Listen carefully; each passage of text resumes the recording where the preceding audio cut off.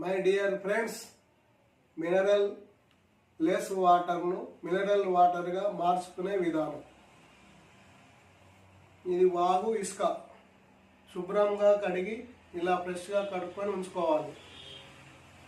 ఇది కట్టెతో కాల్చిన బొగ్గు, కట్టె బొగ్గు, మట్టి ఇటుకతో తయారైన ఇటుక ముక్కలు, ఇది సున్నపు రౌతు, అది పలుకు రౌతులు. ఇలాంటి ఫుడ్ గ్రేడ్ స్టీల్ ట్యాంక్కి ఒకటి చిన్న జాలి ఈ నల్ల కాడ పెట్టుకోవడం కోసం.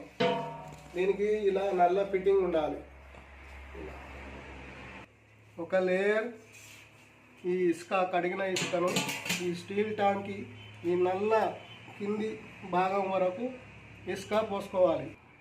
ఇలా ఫస్ట్ లేయర్ ఇసుక ఇంత భాగం వరకు ఇలా చేసుకొని ఉంచుకొని, ఇప్పుడు మళ్ళీ సున్నపు రౌతు ఇలా ఒక్కొక్కటి ఇలా పేర్చుకోవాలి.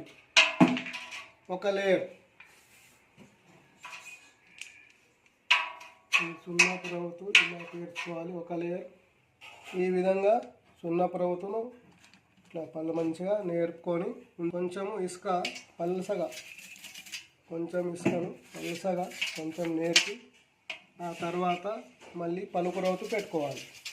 ఈ పలుకు రాయిని ఈ నల్ల పై భాగం వరకు ఇలా మంచిగా ఉంచేసి, మళ్ళీ దీనిపైన ఇసుక పలసగా పోసుకోవాలి. ఇలా ఇసుకను ఇలా నేర్పి ఈ కట్టెతో కాల్చిన బొగ్గును ఇలా పేర్చేసుకోవాలి.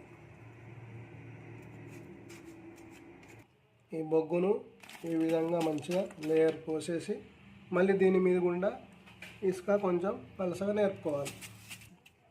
ఇలా ఇసుకను నేర్పుకొని మట్టితో తయారు చేసిన ఇటుకను ఇలా ఒక లేయర్ నేర్పాలి.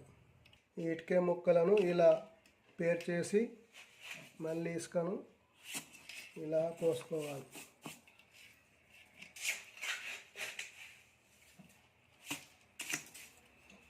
ఈ ఇసుకను మొత్తం ఇలా నేర్పేసి, ఇప్పుడు మళ్ళీ మీద మొత్తం సున్నపు రౌతు ఇలా పెట్టేసుకోవాలి. సున్నపు రౌతు మంచిగా నీట్గా ఇలా పేర్చేసుకొని, ఇలా నీళ్లు మొత్తం రింపేసి రెండు సార్లు, ఫస్ట్ టైం కాబట్టి 2 సార్లు నీళ్లు తీసేసుకొని, మూడోసారి పోసిన నీళ్లు 4 గంటల నుంచి 5 గంటల వరకు ఇందులో కూలింగ్ అయిన తర్వాత ఆ వాటర్ తీసుకొని వేరే కరిసిలో ఇలా పట్టేసుకొని ఉంచుకొని రోజు ఎప్పుడైనా